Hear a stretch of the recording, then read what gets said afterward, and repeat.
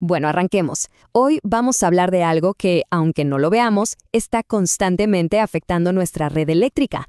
Se llama factor de potencia y créanme, es clave para entender cómo funciona y cómo falla todo el sistema.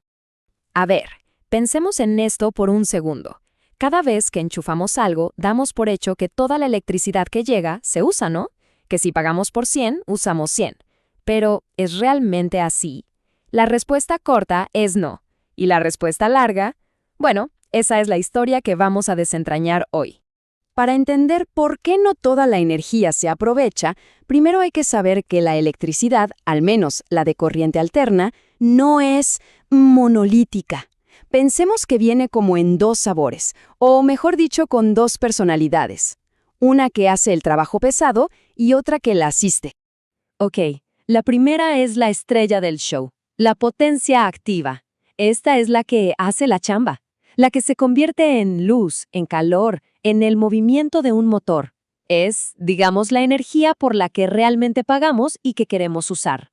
Y luego tenemos a su asistente, la potencia reactiva. Ojo, esta no hace ningún trabajo útil por sí misma. No calienta, no ilumina.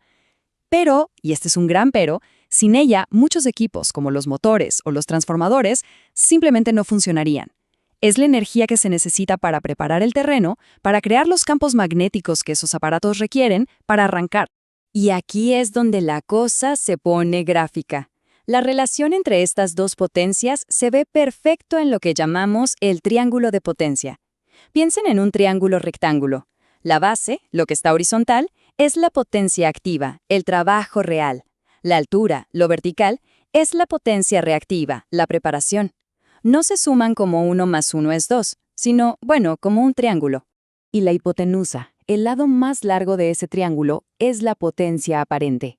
¿Qué es eso? Es el esfuerzo total que la compañía eléctrica tiene que hacer para entregarnos la energía. Es la suma de la que trabaja y la que asiste. La red eléctrica tiene que generar y transportar esta potencia total, no solo la parte útil. Ok, entonces, si la red se esfuerza al máximo para entregar una energía que solo se aprovecha en parte, ¿cómo medimos qué tan bien o mal lo estamos haciendo? ¿Cómo calificamos esa eficiencia? Bueno, para eso existe el famoso factor de potencia.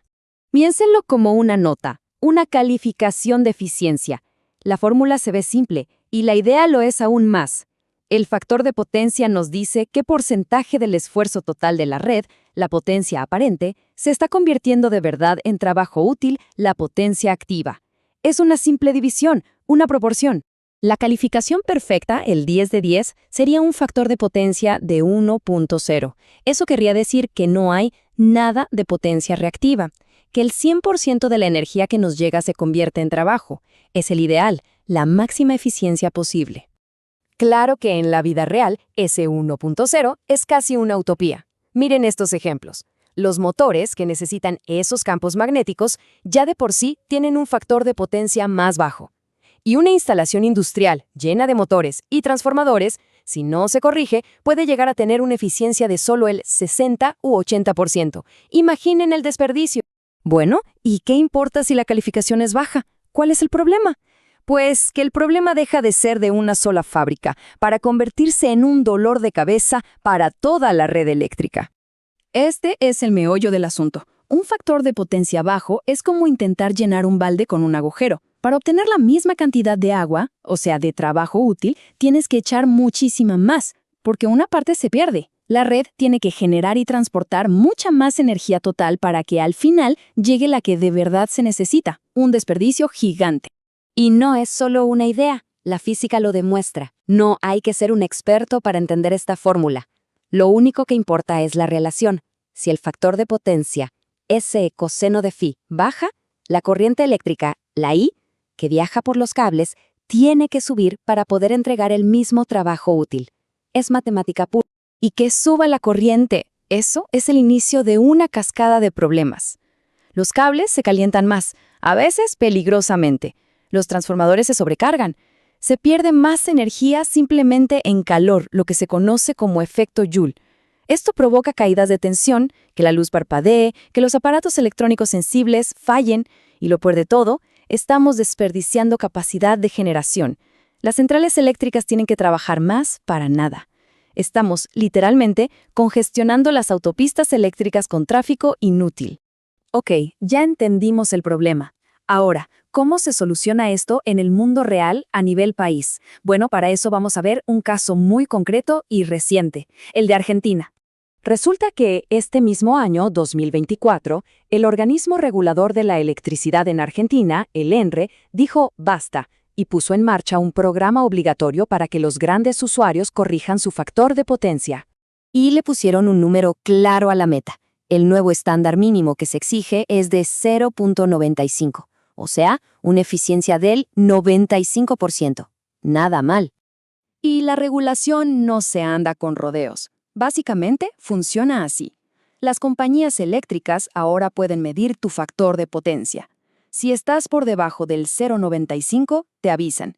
Y si no lo corriges, bueno, empiezan los recargos en la factura. Es un incentivo directo. O eres eficiente o te cuesta más. E incluso, en los casos más graves, te pueden llegar a cortar el servicio. ¿Y cómo se hace esa corrección? ¿Cuál es la solución técnica para subir la nota? Pues aquí es donde entran en escena los héroes de esta historia, los capacitores. Lo que hacen estos bancos de capacitores es genial. En lugar de pedirle a la central eléctrica a kilómetros de distancia que envíe toda esa energía reactiva de preparación, los capacitores la generan ahí mismo, localmente, justo donde se necesita. Miren la diferencia.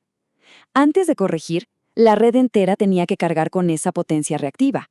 Después, el capacitor se hace cargo y la red solo tiene que enviar la potencia útil, la que de verdad importa. El trabajo final es el mismo, pero el esfuerzo de la red es muchísimo menor. Vamos a ponerle números para que se entienda bien. Imaginen una instalación, una fábrica pequeña, que necesita 10 kilowatts de potencia real para funcionar. Pero es ineficiente, tiene un factor de potencia bajo, de 0.7. Bueno, para entregarle esos 10 kilowatts útiles, la red eléctrica en realidad tiene que enviarle 14,3 kilovolt amperes. Eso es un 43% extra de energía que se está moviendo por los cables sin producir nada. Pura carga para el sistema. Ahora, ¿qué pasa si esa misma fábrica instala sus capacitores y sube su nota a 0,95 como pide la nueva norma? El esfuerzo que tiene que hacer la red baja de golpe a solo 10,5 kVA. La diferencia es brutal. La fábrica sigue produciendo lo mismo, pero el estrés sobre la red eléctrica es muchísimo menor. Ok, vimos la teoría, el problema en la red, la solución técnica y hasta un caso real. Pero, al final del día, ¿por qué importa todo esto? Al final todo se resume en esta idea. El factor de potencia, ese coseno de phi que parece algo sacado de un libro de física, tiene consecuencias súper concretas en el mundo real. Corregirlo no es solo un capricho técnico, es una cuestión de inteligencia energética.